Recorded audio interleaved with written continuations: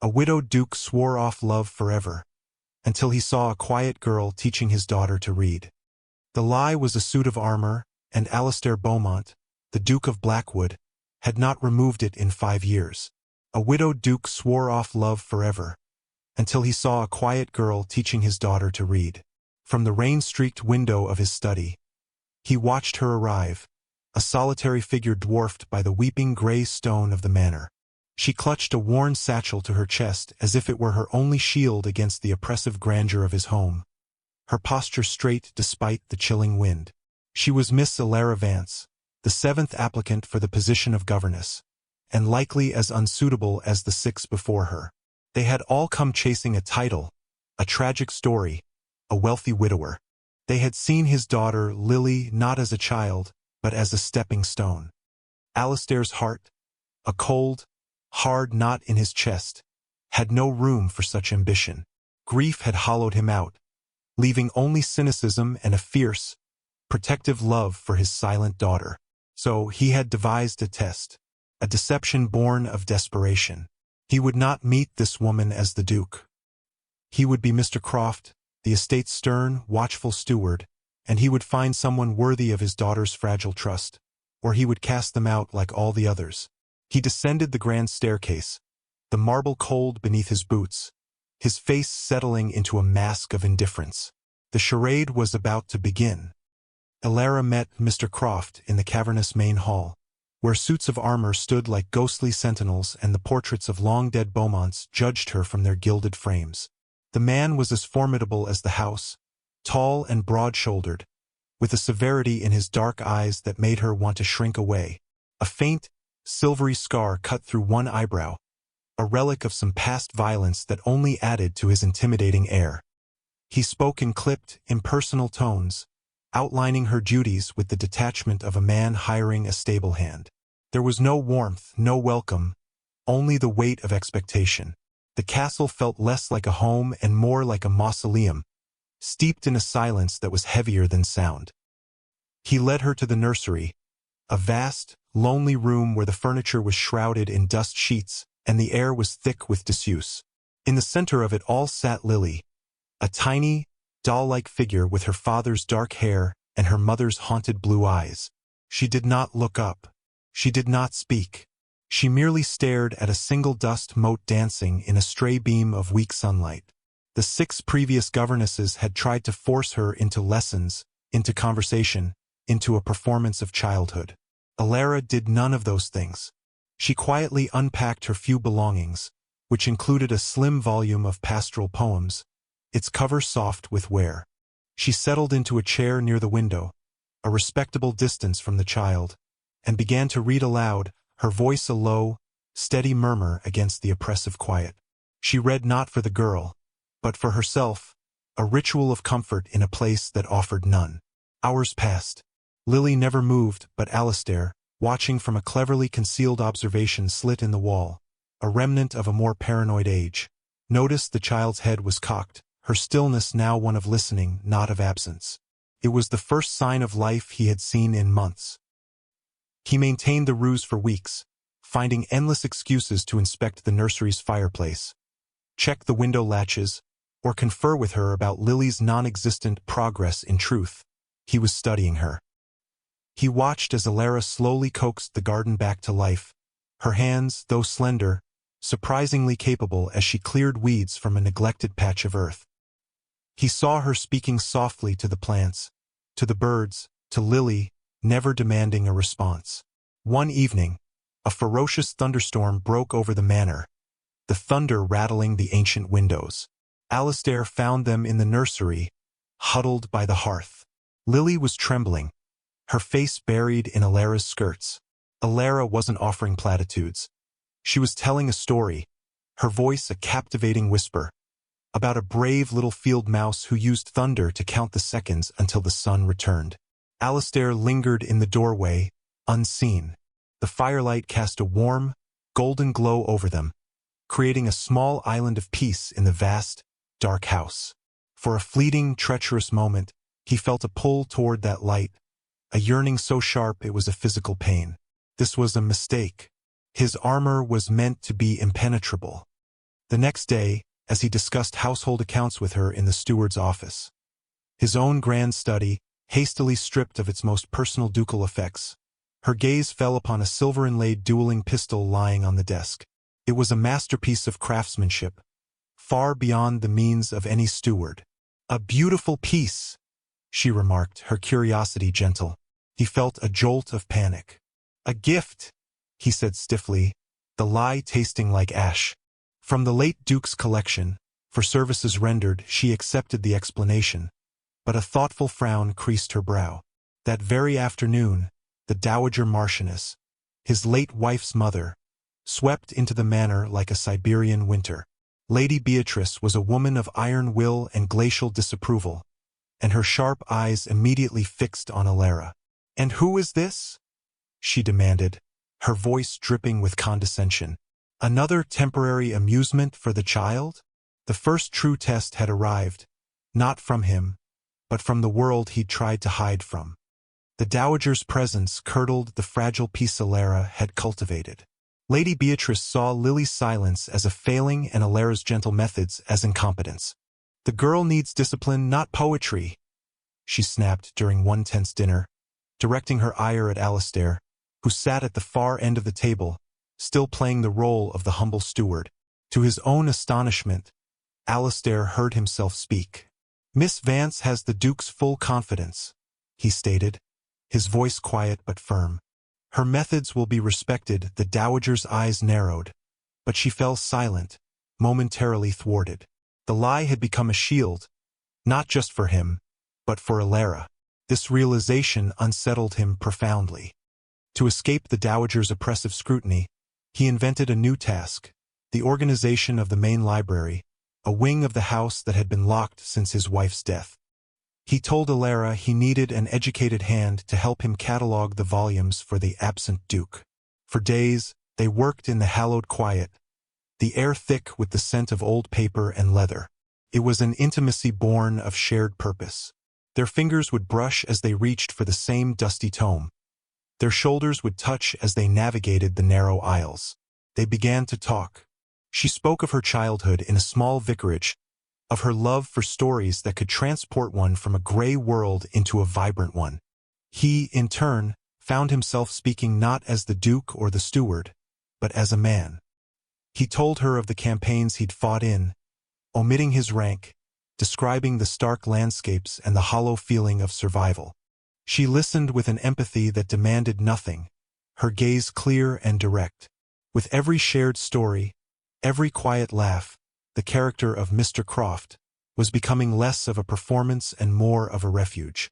The lie was meant to keep him safe, but it was the truth of his feelings for her that now felt like the real danger.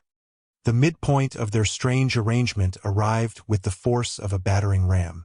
The dowager, determined to reassert her influence, announced her intention to take Lily to London for the season. "She must be presented to society," Lady Beatrice declared. "We cannot have her growing into a wild, mute creature in this dreary place." The very idea terrified Lily. The child, who had just begun to speak in whispered, one-word sentences to Alara, shrank back into her shell, her small body trembling violently. It was Alara who stood between them. Her voice was soft, but it rang with the strength of forged steel in the cavernous room. "She is not a doll to be displayed, my lady," Alara said, placing a protective hand on Lily's shoulder. "She is a child who needs peace and patience, not a ballroom." The dowager's face was a mask of fury. "You overstep your bounds, girl." Before she could continue, Alistair moved. He stepped forward, planting himself firmly beside Alara, a silent, unmovable wall. "The Duke's orders are clear," he said, his voice low and cold. "Lady Lily is not to leave Blackwood." It was a breathtaking gamble, invoking his own authority while wearing the face of a servant. The dowager, stunned by the steward's audacity but unwilling to challenge the absent Duke's supposed command, retreated in a storm of rustling silk and muttered threats. Later that day, Alistair found Alara in the walled garden, her hands tending the roses she had coaxed back to life. He walked toward her, his heart hammering against his ribs. "Thank you," he said, the words feeling inadequate. For protecting her, she simply nodded, her focus on a delicate pink bud. He reached out, his fingers tracing the silvery scar on the back of his own hand. "I got this near Waterloo," he said, the confession slipping out before he could stop it. "A bayonet. For a long time, I thought the wound was here." He touched his hand. But the real wound was somewhere else. He looked at her, and in her compassionate eyes, he saw not a governess, not an employee, but a woman who saw the man, not the mask. The deception was a constant, gnawing ache. In the weeks following the dowager's furious departure, a quiet, domestic bliss settled over the manor. It was a fragile idol, lived within the confines of his lie, but it felt more real than anything Alistair had known in years. They became a strange, secret family of three. He would read to them in the evenings by the fire, his deep voice a soothing rumble. Alara taught Lily to identify wildflowers in the meadow, and Lily, in turn, began to string words into sentences, her laughter a sound Alistair thought he would never hear again.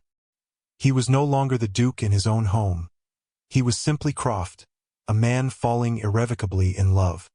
One evening, a chill wind howled outside, but inside the library, a massive fire blazed in the hearth. Lily was asleep upstairs. Alara was mending one of the child's dresses, her head bent, the firelight catching the auburn strands in her hair. The silence between them was no longer awkward or professional. It was a comfortable, breathing thing, filled with unspoken understanding. He watched the nimble movement of her fingers, the gentle concentration on her face. He could not bear the lie a moment longer. He had to tell her.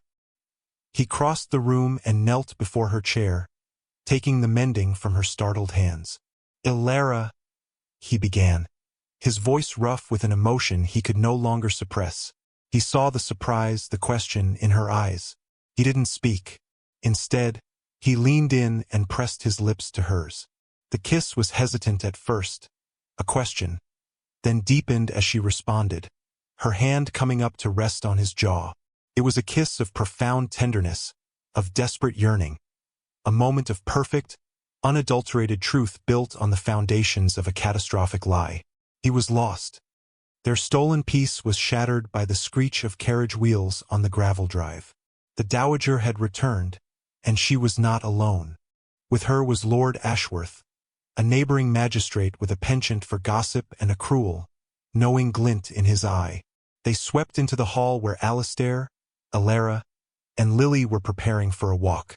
Lady Beatrice's smile was triumphant and venomous. She had not been idle in her absence. She had made inquiries. She pointed a dramatic, gloved finger at Alistair. "There is the man who dares to give the Duke's orders," she announced, her voice echoing in the stone hall. "But he is not some common steward. Do you know who this man is, Miss Vance?" Alara looked from the dowager to Alistair, confusion clouding her face. Alistair's blood ran cold. "This," the dowager boomed, savoring the moment, "is Alistair Beaumont, the grieving, reclusive Duke of Blackwood himself, hiding in his own home, playing a sick little game with his daughter's governess." The world tilted on its axis. Every shared confidence, every moment of vulnerability, the scent of old books in the library, the feel of his hand on hers, the kiss by the fire, it all twisted into something monstrous. A test, an experiment, a Duke's cruel amusement. Alara felt the blood drain from her face as the warmth of their connection turned to ice in her veins. She looked at him, at the man she knew as Croft, and saw a stranger, a powerful nobleman who had observed her like an insect under glass. The scar on his brow no longer seemed a mark of a soldier, but the brand of a deceiver. "You lied to me?" she whispered, the words barely audible, but they struck him with the force of a physical blow. All of it. It was a lie. He reached for her, his face a mask of desperation. "Alara, please let me explain." But she flinched from his touch as if burned. The trust in her eyes, the most precious thing he had ever been given, was gone. In its place was a betrayal so deep it fractured the very air between them. She was gone by morning. Alara packed her single satchel, her movements precise and deliberate, a desperate attempt to maintain control in the face of shattering heartbreak. She refused the generous severance Alistair tried to press upon her, her pride the only possession she had left.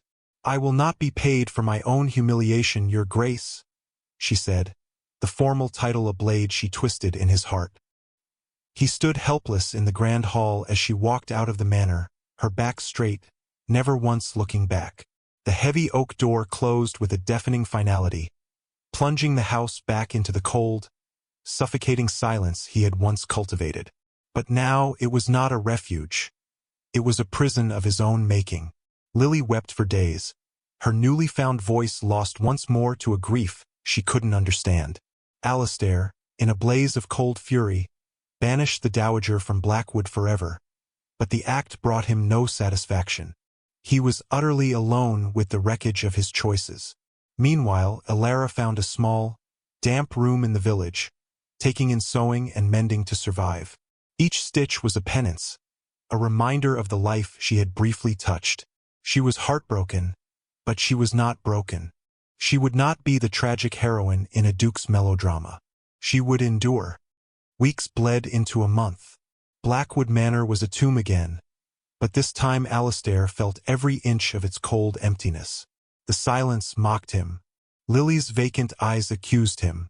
He wandered the halls, a ghost in his own life, haunted by the memory of Alara's smile, the sound of her voice reading poetry, the warmth of her hand in his. He understood now. His title, his wealth, his armor of cynicism. It was all worthless. He had tested her for authenticity and, in the end, proven himself to be the fraud. An apology was meaningless. Words were the currency of his deception. He needed a different language now. He needed an act of truth. Through quiet inquiries in the village, he learned of the dilapidated schoolhouse where Elara herself had learned to read, a place that had fallen into ruin for lack of funds. An idea desperate and true took root. He did not send an agent or a letter. He rode to the village himself, not in his ducal carriage but on a simple horse, dressed in the plain, dark clothes of Mr. Croft. He didn't go to her rented room. He went to the crumbling schoolhouse. In full view of the villagers, the reclusive Duke of Blackwood dismounted and began to work. He hired local masons and carpenters, paying them handsomely, but he did not merely supervise. He labored alongside them, hauling timber and mixing mortar, his nobleman's hands becoming calloused and raw. He funded a complete restoration, and more, he established a permanent endowment, placing it under the control of a village trust. And he named it the Elara Vance School for Children. It was not a plea. It was a tribute. Only then, his grand gesture complete, did he go to her. He found her in her small room, her fingers flying with her needlework. He stood in the doorway, stripped of all artifice. "I was a coward, Elara," he said, his voice raw. "I hid from my own life, and I used you to feel safe. It was a monstrous thing to do. I don't ask for your forgiveness because I haven't earned it. But I must tell you the one truth I have left. I love you, not the governess, not the subject of my test. You." She looked up from her sewing, her eyes searching his. He saw no Duke standing before her, only Alistair, the man from the library, the man who told stories by the fire. It wasn't the school or the money that moved her. It was the profound, aching vulnerability in his gaze. The armor was finally gone.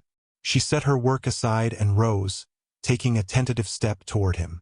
"The man I came to care for was Mr. Croft," she said softly, her voice trembling slightly. "A quiet, honorable man. Can you be him for me, Alistair? An honest man." He reached for her hand, his touch reverent. "I will spend the rest of my life trying to be worthy of him," he vowed. They returned to Blackwood Manor together, but everything was different. They were married not in a grand cathedral but in the small village church, surrounded by the townspeople whose children would now learn to read because of her. He was still the Duke, but he was no longer a recluse. Together, they opened the heavy doors and let the light in, filling the once silent halls with life and laughter. A year later, Alistair stood leaning against the doorframe of the newly opened schoolhouse. The room was filled with the cheerful hum of children's voices, sunlight streaming through the large, clean windows. Alara stood at the front, her face animated as she taught. Beside her, Lily, no longer silent, patiently helped a smaller boy trace the letter B in a book. Alistair's heart ached with a happiness so fierce it was almost pain.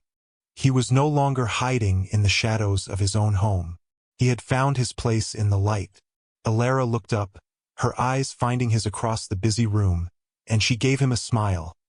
A private, radiant smile that was his alone. He had found his truth, not in a title or an estate, but in the steadfast heart of the woman who had taught him,